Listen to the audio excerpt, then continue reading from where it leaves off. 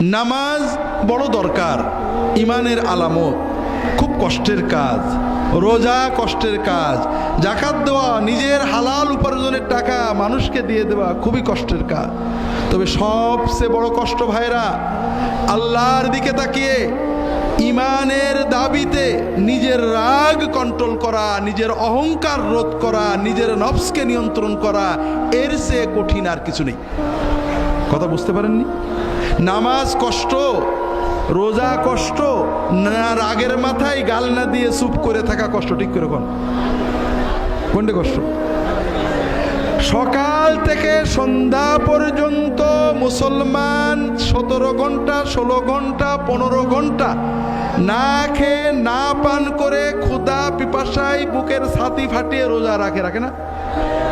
ক্ষুধা থেকে সবর করে আসে, সে গোপনে পানি খেলে কেউ দেখবে না, তারপরেও সে পানি না খেয়ে ভাত না খেয়ে কষ্ট করে না? কিন্তু ওই মুসলমানই ওই রোজা অবস্থায় একজন একটা বাজে কথা করলে ভট করে রেগে খারাপ কথা বলে না? তাহলে 17 ঘন্টা না খেয়ে থাকা কঠিন, না রাগের মাথায় নিজেকে নিয়ন্ত্রণ করা কঠিন? হ্যাঁ, আপনারা বলবেন রাগ তো একটা মানে ন্যাচারাল, এ তো হুজুর কন্ট্রোল করা যায় না। এটাও একটা মিথ্যা কথা। আপনি প্রচণ্ড রেগেছেন, একজন রিক্সাওয়ালা আপনার পায়ের উপর চাকা তুলে দিয়েছে বা আপনার জামা ছিঁড়ে দিয়েছে, একজন গরিব মানুষ বাজে কথা বলেছে, একটা ফকির আপনার ধাক্কা দিয়েছে, আপনি যাচ্ছিলেন মসজিদ থেকে বেরিয়ে একটা ফকির জামা ধরে টান দিয়েছে, আপনি রেগে চোখ লাল করে তাকিয়েছেন, ঘুষি দেবেন বা রাগ করবেন।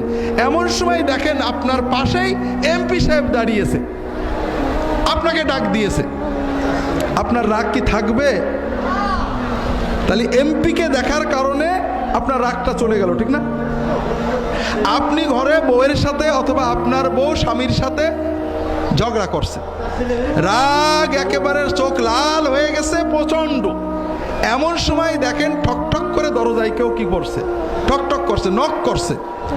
আপনি রাগে চোখ ফুলিয়ে কে বিরক্ত করে এই অসময়ে দরজা খুললেন, দরজা খুলে দেখেন আপনার বস দাঁড়িয়ে আছে, রাগ তো থাকবে? রাগ থাকবে তো? থাকবে না। আপনি ঝগড়া করছেন আপনার বউয়ের সাথে, স্বামীর সাথে, অথবা বন্ধুর সাথে, অথবা আপনার কোনো অধীনস্থ, একেবারে রেগে চোখ লাল হয়ে গেছে, যা তা গাল দিচ্ছেন, মোবাইল বেজে উঠলো, মোবাইল মনে হলো ফেলে দেব, তাকাই দেখি প্রধানমন্ত্রী দপ্তর থেকে ফোন করেছে।